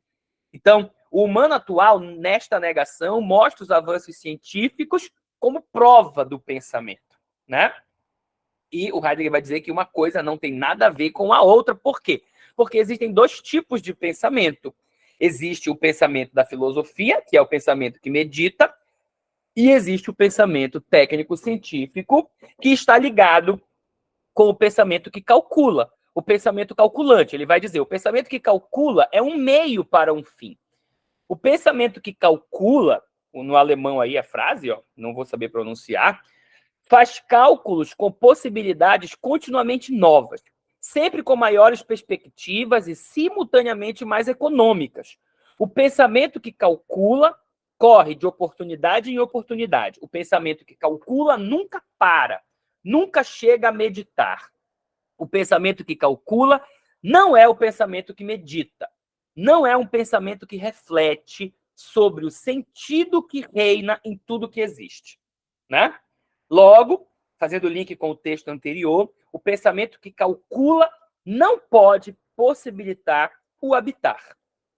Este resguardo da quadratura, né? Por quê? Porque o pensamento que calcula está interessado em produzir, obter lucros e construir coisas novas, um novo caminho, né? Alguns encontros atrás, eu recomendei para vocês o texto do Byung-Chul Han, curtíssimo, chamado Favor Fechar os Olhos, onde ele analisa o termo fechamento dentro da lógica hegeliana, né?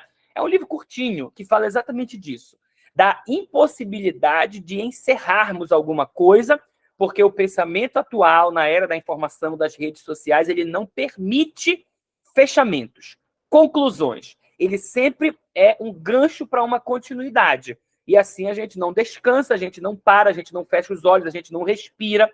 Se a gente fosse usar a linguagem heideggeriana, a gente não habita, né? A gente simplesmente constrói cada vez mais, tá? É a vitória do pensamento técnico, que é inclusive o título do próximo encontro, tá? A vitória da técnica sobre nós, tá bom? Pensamento que calcula e reflexão que medita. Ambos são necessários, o Heidegger vai dizer, mas cada um em seu solo, em seu Grund, né, no alemão, em seu fundamento. Cada um tem o seu espaço, o seu lugar.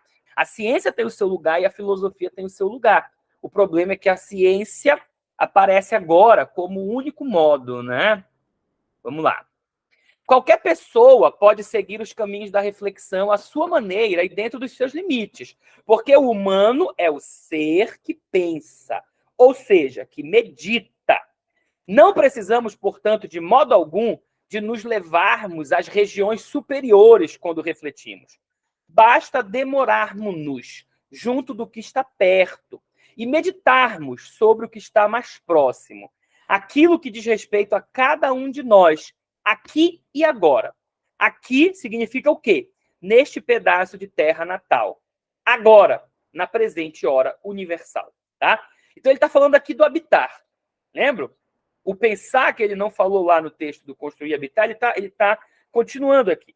Então, para meditar, eu não preciso fazer igual o Heidegger e ficar pensando a ontologia fundamental, o sentido do ser.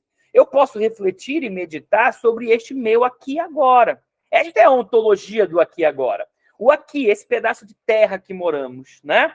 O agora, essa presente hora universal, o hoje, a contemporaneidade, né? Então, isso seria fazer uma ontologia do aqui e agora. Isso seria meditar. Consequentemente, isto seria habitar de forma autêntica no mundo, né? Ou, se quisermos, o deixar habitar acontece exatamente quando eu penso, medito e encontro um caminho para este deixar habitar, tá? Se não faço isso, eu estou envolvido no falatório, na multidão, na decadência da produtividade humana, né? Neste círculo que calcula apenas e produz cada vez mais. Bom, aí ele está fazendo um discurso para um artista, um aniversário lá, de morte do artista, uma coisa assim. Na reflexão sobre a arte e para além dela, existe ainda um solo, uma terra natal a partir da qual se pode emergir das raízes da terra e romper crescendo no éter, no ar do espírito, que é a razão e o mundo. Por que ele faz essa pergunta? Né? Porque ele cita um autor alemão, lá um poeta alemão, e ele cita um trecho de uma poesia que me lembrou muito até, e lembra a gente muito, a velha ideia de que nós, seres humanos, somos árvores que andam, né? Ele diz o seguinte: os humanos são são como se fossem árvores, né? Eu não vou lembrar o poema, vocês leram lá no texto, né? Possuem raízes, mas precisam desenraizar-se do solo para poder caminhar, né? Mas essas raízes têm um solo. E aí o que o Heidegger observa? Que no mundo dele, em 1955, com o desenraizamento, esta terra natal, este solo, este ground, este fundamento, ele se perde, né? E aí eu coloco a pergunta: a globalização, o capitalismo, o neoliberalismo, essa mercadocracia global, já de saída, não destrói o fundamento, o ground? Consequentemente, não impede a gente de fincar raízes ou de trazer as raízes, né? Tem um texto do Benedito Nunes, chamado Benedito Nunes, filósofo paraense, né, aqui do Pará, Belém do Pará, foi o fundador do curso de filosofia da nossa Universidade Federal daqui, inclusive. Ele tem um texto chamado Não Sou uma Planta Nativa, uma coisa assim, no título do texto. Não sou uma erva nativa, uma planta nativa. E aí, nesse texto, que é uma entrevista, ele vai dizendo o seguinte: ora, eu não preciso produzir conhecimento filosófico apenas falando das coisas da Amazônia e do Pará, né? A minha filosofia é uma filosofia que vale para o mundo todo, ainda que eu esteja aqui, né? Eu estou aqui, mas eu não cresço só aqui. Eu cresço no mundo todo. Por isso eu não sou uma planta nativa. Eu levo a filosofia daqui para o mundo todo, né? Eu vou e eu retorno, e eu vou de novo e retorno de novo. Então, neste sentido, pensar uma filosofia ambiental a partir da Amazônia, da América Latina, que é o que a gente tem tentado fazer, contra-colonial, essa coisa toda, é também pensar uma filosofia que vai a partir daqui para o mundo, né? Então, a gente tem que desconstruir essas estruturas do capitalismo, do neoliberalismo, exatamente para poder, né, construir o nosso fundamento outra vez, o nosso ground. Tá? E aí o Heidegger vai dizer que o desenraizamento é o espírito de uma época, é o espírito da época que ele vivia, né? Hoje em dia, então, este desenraizamento já foi completado em absoluto, né? A cada vez mais nós vemos um absoluto desapego ao lugar. A pessoa está aqui, tem uma proposta de emprego lá, vai embora para outro lugar e não quer nem saber de história, de raiz, de nada disso. Então, este modo de existência urbanocêntrico, né? Ele é absolutamente desapegado das raízes. Muito diferente dos modos dos povos originários, por exemplo, né? E tudo mais. Bom, ainda é possível uma obra, ele pergunta, uma construção de mundo enraizada, livre do cálculo, da organização e da automação? Ainda é possível isso? Tá? A ideia de que a ciência pode levar à felicidade da humanidade é fruto de uma virada na relação humano-mundo, natureza, né, e de todas as representações dominantes. Isso começou lá com, né, o final da Idade Média, o início do pensamento moderno, renascimento, renascentismo, iluminismo, esclarecimento na Alemanha, a chamada Aufklärung, né? Descartes, Francis Bacon. A gente viu até uma citação bizarra do Francis Bacon aqui, né? Dizendo que a gente precisa torturar a natureza até conseguir todas as verdades dela, né? A ciência vai nos tornar senhoras e senhores da natureza, né? Essa coisa toda. Então, Heidegger diz que essa ideia que nós, em filosofia, chamamos de mito da cientificidade, né? É a ideia de que a ciência vai levar à felicidade e resolver todos os problemas. Isso é fruto do antropocentrismo, né? Desta nossa era. É o mito da cientificidade. O humano, dentro dessa estrutura, né, de pensamento, é assim transposto para uma outra realidade.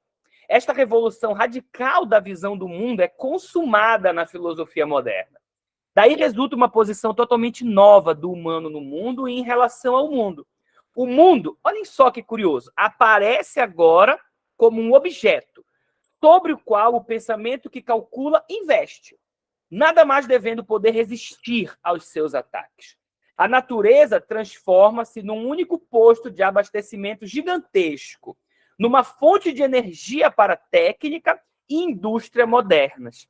O poder oculto da técnica contemporânea determina a relação do humano com aquilo que existe. A técnica domina a Terra inteira.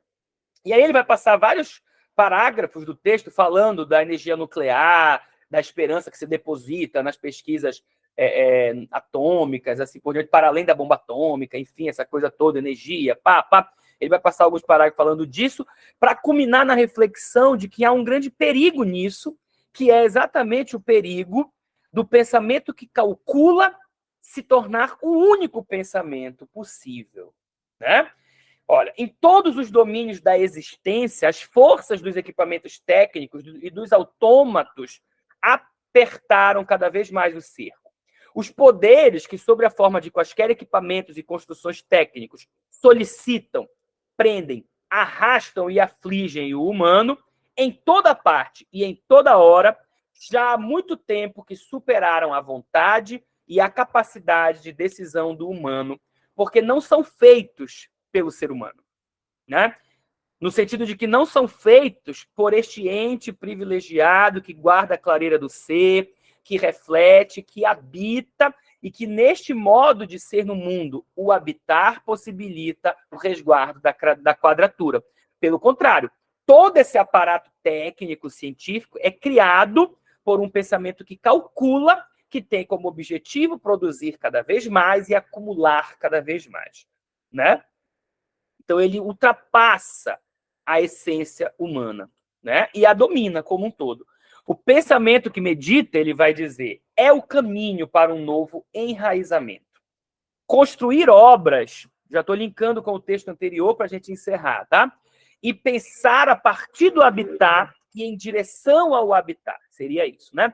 E aí, para isso, Heidegger vai dizer que a gente precisa de uma atitude, né? Que é a atitude de serenidade diante das coisas e abertura para o mistério, né, contínuo e permanente da existência. Bom, fazer uso da inevitável técnica e seus aparelhos. Ele vai dizer que essa atitude ela começa por uma atitude dual, né, de dizer sim e não à técnica. Eu não preciso dizer sim em absoluto e me tornar escravizado pela técnica. E eu também não posso, não preciso e não posso, enquanto cidadão da urbanidade, vamos pensar assim, dizer não em absoluto para a técnica, né? Porque nós dependemos dela para muitas coisas. Agora mesmo estamos fazendo um curso online, que sem a técnica, a tecnologia não seria possível. Então, o que o Heidegger propõe é uma atitude de dizer sim e não ao mesmo tempo. Fazer uso da inevitável técnica e seus aparelhos é dizer sim, ao mesmo tempo que podemos deixá-los lá, como objetos para serem apenas utilizados, que seria o dizer não. E assim impedir que esta técnica siga nos desenraizando, reencontrando o solo, o ground, o fundamento do nosso ser, enraizando-nos novamente aos poucos, né? E aí reencontrar este solo seria habitar novamente de forma autêntica, né? Enquanto aquele que resguarda pacificamente no abrigo a quadratura, né? A terra, o céu, os mortais e o sagrado, tá? Esta atitude de sim e não com os aparelhos da técnica é o que ele nomeia de serenidade para com as coisas. Olha que interessante, né? Então o título do livro é serenidade, né? E aí a gente fica pensando, o que é serenidade? É uma pessoa serena, né? No sentido de uma pessoa que não briga com ninguém, pacífica, que está sempre de boa, né? Mas para o Heidegger, a serenidade ela é mais do que isso. Também é isso, mas é mais do que isso. Por quê? Porque ela é uma atitude ligada ao mundo técnico-científico, né? À tecnologia. Por isso que ela é a atitude de serenidade para com as coisas, tá? Que não são só as coisas da tecnologia, mas as coisas do mundo como um todo, né? A árvore, o rio, a montanha, para a gente usar exemplos de coisas que não são construídas pelo humano nem pela técnica, também requer uma serenidade na relação. É exatamente esta serenidade para com as coisas que vai me permitir, né, habitar junto com o rio, né, num lugar que preserva a quadratura. Percebe?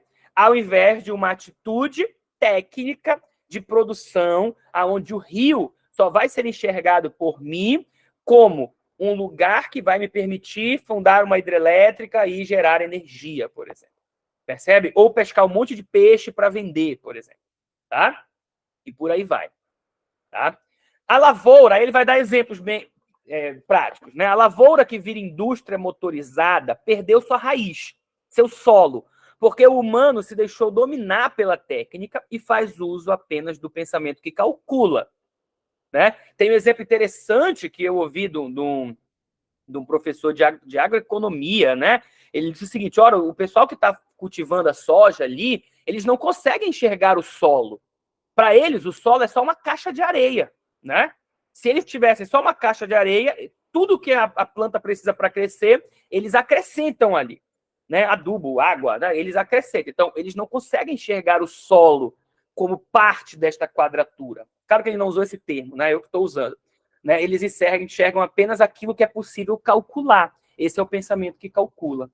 Com a serenidade para as coisas, mesmo a indústria motorizada é ressignificada, porque a atitude de serenidade faz uso do pensamento que medita e encontra novo solo, né, para se enraizar na construção de novas obras e de novos mundos, né?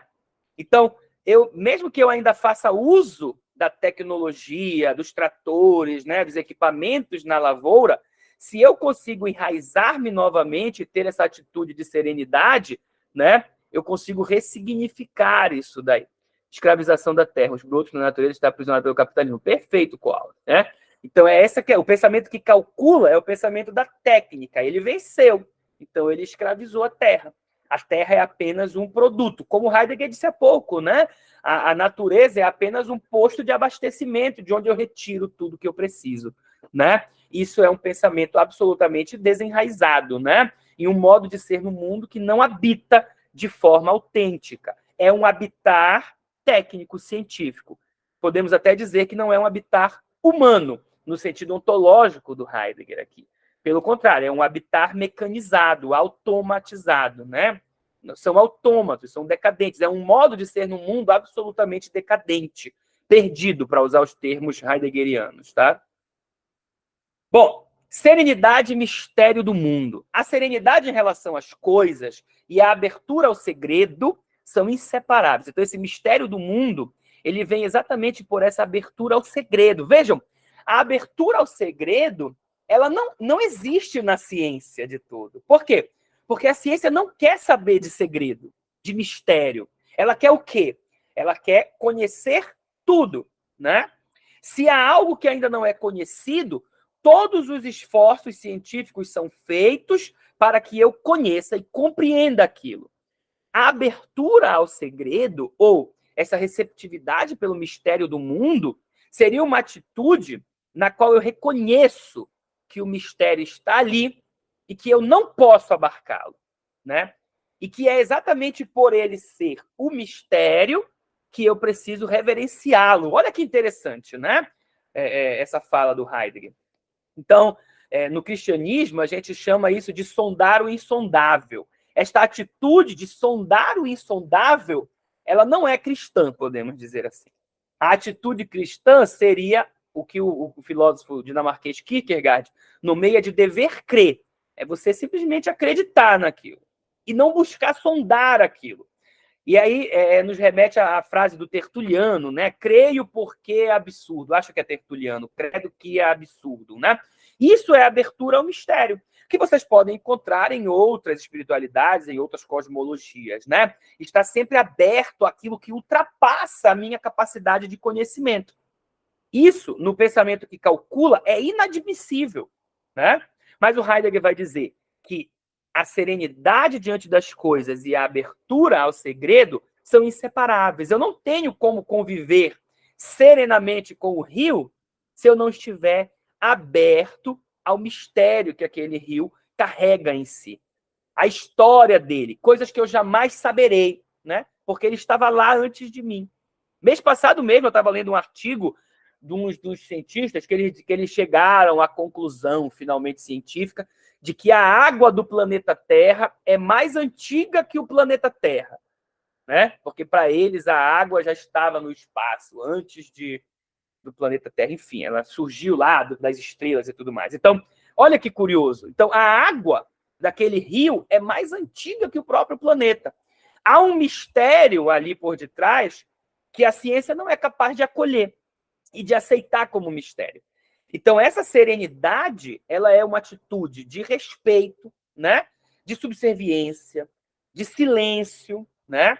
E de abertura, como ele diz, para aquilo que está posto para além das minhas capacidades de compreensão, né? A serenidade em relação às coisas e a abertura ao mistério dão-nos a perspectiva de um novo enraizamento, que um dia poderá mesmo conseguir recordar de uma nova forma o velho enraizamento que agora se desvanece rapidamente, né? Então há uma esperança aí, né? Heidegger não está vivo hoje para ver que esse um dia que ele apontou não chegou ainda. Pelo contrário, escalonou-se muito mais o pensamento que calcula, tá? Para encerrar, os últimos 2 slides, tá? Mais que o medo de uma terceira guerra, olha só, Heidegger aponta para o perigo do enfeitiçamento da técnica, uma espécie de dominação absoluta e total, na qual o pensamento que calcula seria o único existente, o único possível, admitido e exercido. O humano deixaria de ser, em sua essência, aquele ente que pode habitar e refletir, por ser aberto para a relação com o ser. E se tornaria qualquer outra coisa, autômata, né? Não mais livre, não mais dona de si mesma, né? Podemos dizer assim, deixaria de ser esta clareira fundamental. A serenidade e a abertura ao mistério não caem do céu. Ele encerra assim o texto dele, tá? Exige esforço, decisão, vontade, trabalho reflexivo, ou seja, exige o pensamento meditativo e uma nova atitude diante dos mundos. Essa atitude é exatamente essa serenidade diante das coisas, junto às coisas, e essa abertura ao mistério. Construir mundos para o habitar primordial requer o pensamento reflexivo enquanto habitar primordial. E aí me lembrou um artigo novo que saiu também do Miguel Nicoleles, que é um neurocientista brasileiro, né? Dizendo que o humano, ele, na mesma vereda, né, do que a gente tem estudado, né, das reflexões de fim do mundo, do Ailton Krenak e tal, ele vai dizer que o humano está perto do seu fim, né? Mas não no sentido de extinção, e sim no sentido de não mais ser capaz de pensar do jeito que sempre se pensou, né? O pensamento humano está perto de uma virada cognitiva epistemológica, né? Aonde o pensar vai ser todo modalizado e enfim, né? Constituído de para usar o termo heideggeriano, modus calculante, né? Um pensamento utilitário para isso, para aquilo, pá. Basta ver o modo como as pessoas que ficam muitas horas nas redes sociais pensam o mundo, a dificuldade que essas pessoas têm, por exemplo, de uma reflexão propriamente dita, né? De uma interpretação de texto básica, por exemplo, né? Em sala de aula a gente vê muito isso, né? A gente passa uma questão para os alunos, para eles responderem a partir da compreensão deles, e chega um monte de resposta igual, porque eles pegaram da internet, né? A resposta tudo igual, o Google já deu a resposta, a IA do Google, a IA do WhatsApp, a IA, né, deram a mesma resposta, e não há essa capacidade reflexiva, é um pensamento informatizado apenas. Bom, então era isso que tínhamos do Heidegger, a gente ainda tem 20, 25, meia horinha, né, para o nosso debate. Eu vou encerrar a gravação aqui, tá? Gerenciar a gravação, parar a gravação. Parar